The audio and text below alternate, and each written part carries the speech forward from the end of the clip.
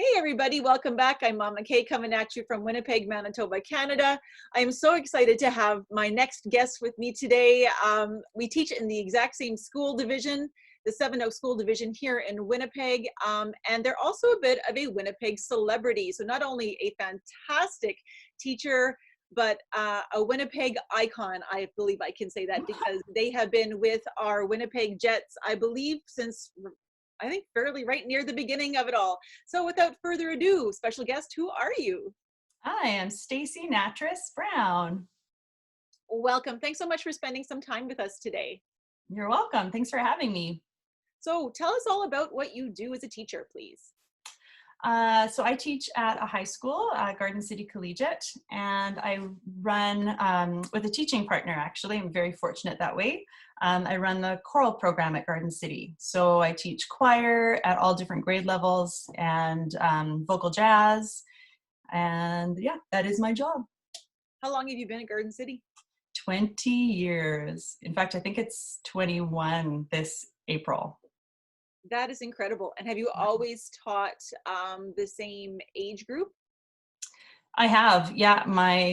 It's the only school I've ever taught at. I student taught at a high school, 2 high schools before that. So my main experience has always been the high school grade 9 to 12 age group. That is really phenomenal. How in the world did you come to that point? What is your journey from baby Stacey to where you are now?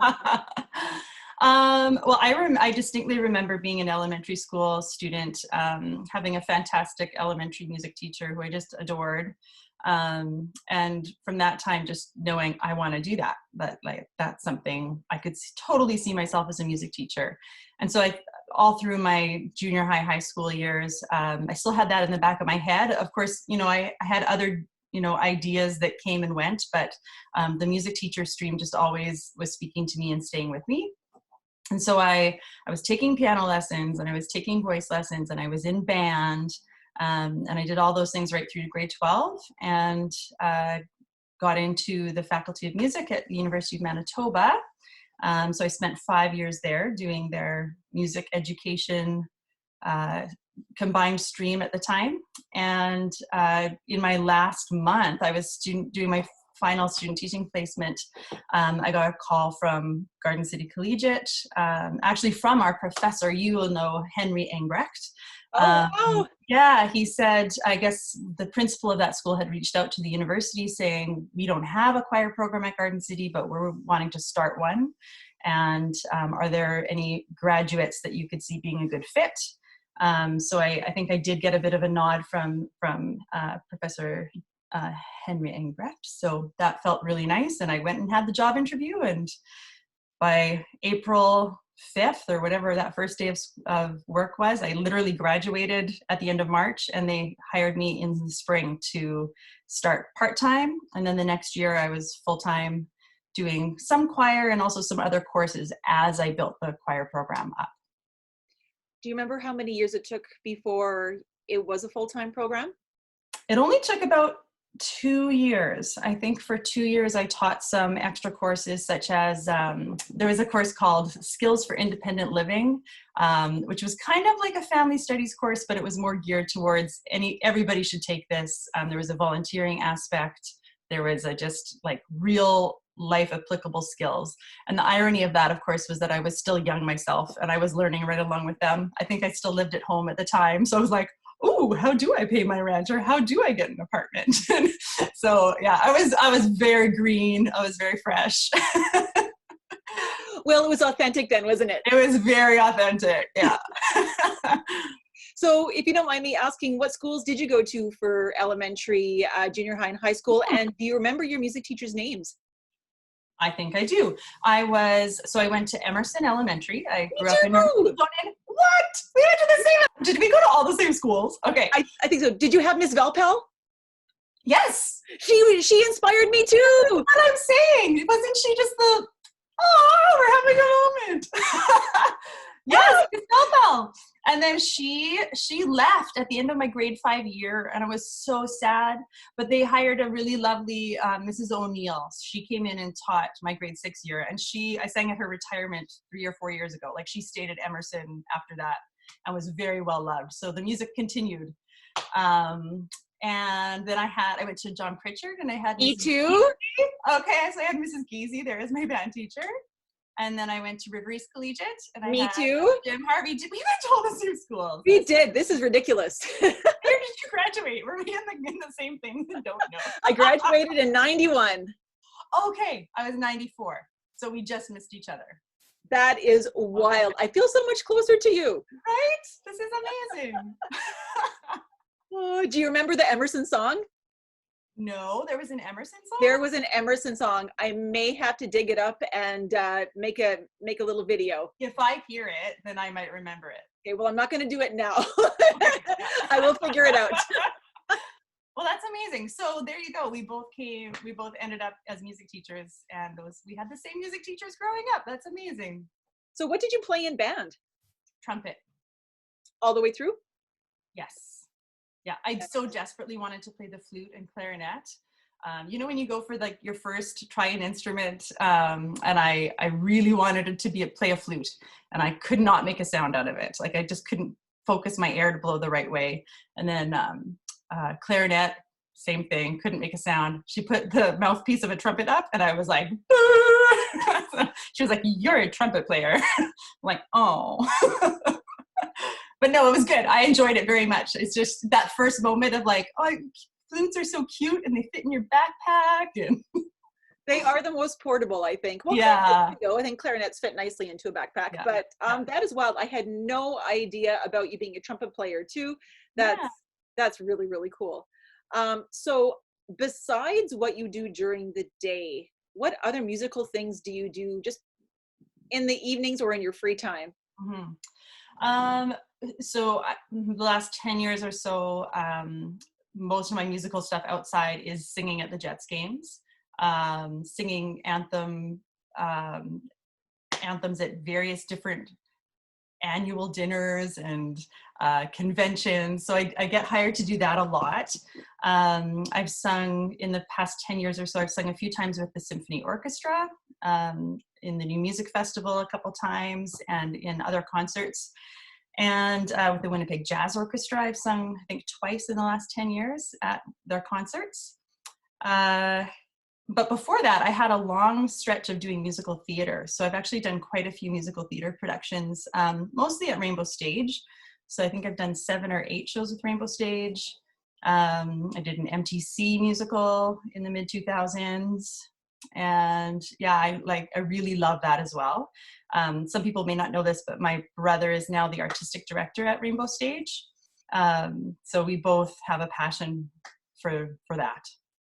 Where does that come from? Well, we grew up in a pretty musical family, and our parents weren't professional musicians, but my dad was a very skilled accordion player. And my mom is a very lovely singer, and they both sang in our church choir, and they both sang in a group just for fun with friends. It was a group called the Bunch of Grapes. And I shouldn't downplay it and say just for fun. It was like a semi-professional performing group with costumes, and it was a really great group. And my aunt is an opera singer, so that's a big thing too. As we saw our auntie, her name is Tracy Dahl, and she is a world-class opera singer. And so she's about 15 years older than me, and so growing up, that was really formative for me, as seeing my aunt being a professional singer and knowing that was something that could be a career. Exactly. When you see that people are doing it in their regular everyday life, right? It becomes that achievable goal. Yeah, it was our normal. It was like, oh yeah, you get together for family gatherings. We always sang. So yeah. It would be neat to see some recordings of that. I don't know if you guys ever did any. We probably have some. Yeah. On the VHS. On the camcorder. Yeah. So now, of course, remembering this is a family show, what is the weirdest gig or job that you have ever been a part of musically? Yes. So I thought of two because you sent me these questions a little bit in advance. So I had to think about that one. But I have two pretty funny ones. One of them, not so funny, just kind of interesting, is one time a Winnipeg Blue Bomber player asked for singing lessons. And so for a while, he was coming over and I was giving him singing lessons. So for me, that was just kind of wild and like, what's going on? Because I'm a fan. We are season ticket holders. So I was like, you're teaching you singing right now. And then the second thing is, so sometimes like monster truck rallies and things like that will come to town. One of the things that came to town was bull riding, and they needed an anthem singer. And so this is many years back, but I was like, sure, I'll do that. And so I was in the old Winnipeg arena, and the arena had been filled with sand, and there were cowboys and bulls everywhere. And I remember being like ushered through all the pens, and they'd unlock a pen, and I'd go into it, and there was like bull poop on the ground, and you're trying not to step on it. And then they said, okay, you're gonna sing "O Canada," and just so you're not afraid, like there's gonna be a big like explosive fire. So I stood in the middle of this like ring of fire and sang. It was bizarre. That's amazing. Oh my goodness. Yeah. Okay, so now that people are scared to sing at events like that, what advice do you have for any students who might be watching this that are thinking of possibly about having music as their career? Other than not wearing too much hairspray and, making sure they're not flammable. Yes, right. And they didn't warn me about that ahead of time. The biggest thing for me is that I practiced a lot. I studied music of all different types from a young age. So I did piano. I did piano lessons from the time I was probably in grade 2 in school till the time I was in grade 12. I played in band, I sang in choir, I sang in vocal jazz. I basically tried to immerse myself in as many musical experiences as possible. And I listened to so many different types of music. I remember my dad had a saying. He was like, when you asked him what type of music he liked, he just said, good music, and that wasn't a genre. It was just like good music.